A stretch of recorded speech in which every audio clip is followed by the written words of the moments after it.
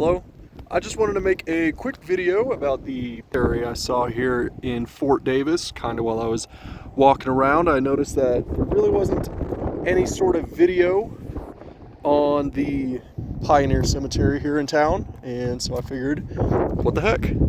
So this is the Pioneer Cemetery that was used from the 1870s to 1914. Settlers buried here included Mr. and Mrs. Dietrich Dutchover, immigrants from Belgium and Spain. Their surname, coined by a recruiter in the Mexican War, is borne by many descendants. Dolores, who on her wedding eve lighted a signal fire for her fiancé, later found scalped by Indians. She became mentally ill and, until her death 30 years later, burned fires on mountain near town for her lost lover. Two young friar boys who were shot by a ranger posse as horse thieves and were buried in Only Boot Hill grave in county. Recorded Texas historical landmark back in 1967. So, I have not been to Fort Davis in quite a while. I went there a little bit when I was younger. I got the Junior Ranger tab, which I was very excited about. But the entrance over here to the cemetery is a little path, which is quite fun. Apologize. It's kind of weird walking through kind of people's property to get over here. But I guess it's smart that they fenced off part. Yeah, if you want to go into the cemetery, just open up this small gate and kind of take a look here. Very easy to get into. Not too bad. There are a couple of other little. Oh yeah, here's the Friar Boys right here. Julius C. and Arthur E. Friar. It's a very, very open lot. Imagine, keeping space for any of the current residents that are still here.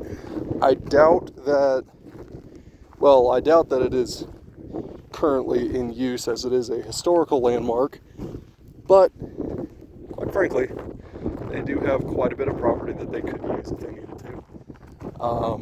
There is a small gazebo right there, and surrounded is the beautiful homes out here in Fort Davis. I'm going to take a look at some of the graves that are out here, at least the ones that have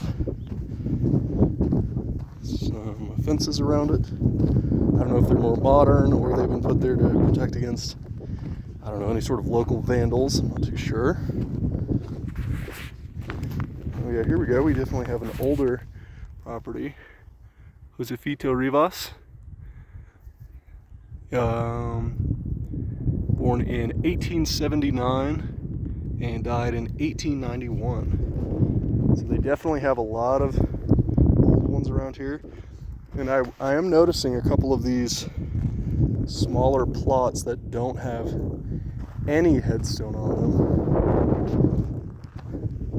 There's one over here which is really interesting. It has a wooden plank. However, it does not have any sort of name attachment. I'm going to take a look at some of the older headstones over there. It's very interesting seeing the cemetery so spread apart, and the fact that there's some of them with no names. I'm not sure if those are just kind of local bodies that they found and they weren't able to identify, or something. Here we have another smaller one.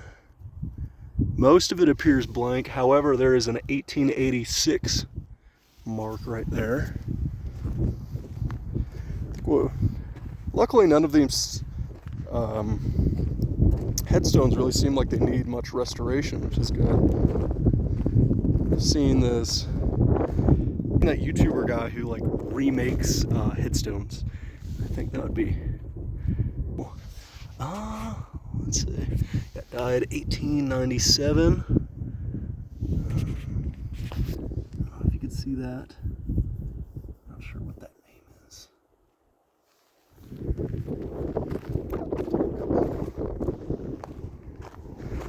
It's right in the middle of nowhere. I might make this a bit of a series if I can find some more cemeteries. There's a very big one in Denton. They've got quite a few there. I know in the University of Houston, one of the professors is working on restoring a historic cemetery for the kind of what used to be in the black population of the city. There was a cemetery that got just kind of dozed over in, you know, in place of houses and whatnot. But luckily, I think he's being able to find them using like radar technology, and hopefully they'll be able to kind of revive that and make that more of a historical site. Here we have the Ludovina este Rey. Born in 1901. I was 58 years old. An even bigger one right there, Raphael Silas.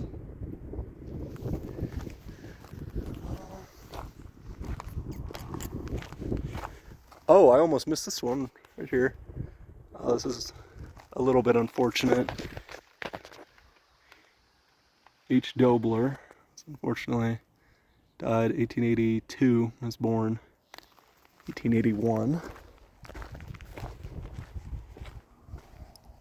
We do have another interesting headstone over here in the shape of a, what do you call that, kind of a triangle.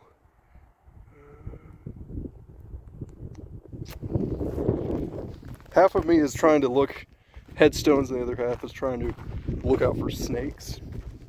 But luckily I've been pretty lucky so far. Wouldn't be too bad.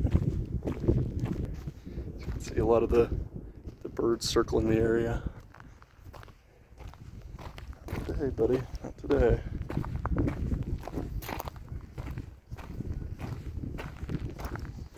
A lot of little animal holes here. Unfortunately, they do have a headstone right here. I could definitely use some restoration. It's all broken up, unfortunately.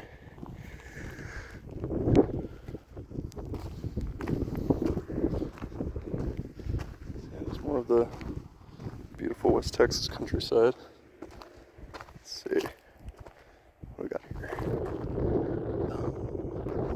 Oh, here we go. Look at that. Born in 1841. Jesus Cortez. Born in 1841 and passed away in 1911. A bunch of a lot of animals have been through here. Overall, a neat little cemetery here in town. It would be nice if they had kind of an additional little placard explaining some of the, what do you want to call it, residents that reside here at the graveyard. Just kind of a little bit more backstory, but it is really cool that they have, I guess, those two outlaw friar boys buried kind of towards the entrance. But yeah, hopefully they can get some restoration work done. It's a really very interesting graveyard that I would recommend taking a walk through if you have time. But yeah, this has been the Pioneer Cemetary out here in Fort Davis. Have a good one.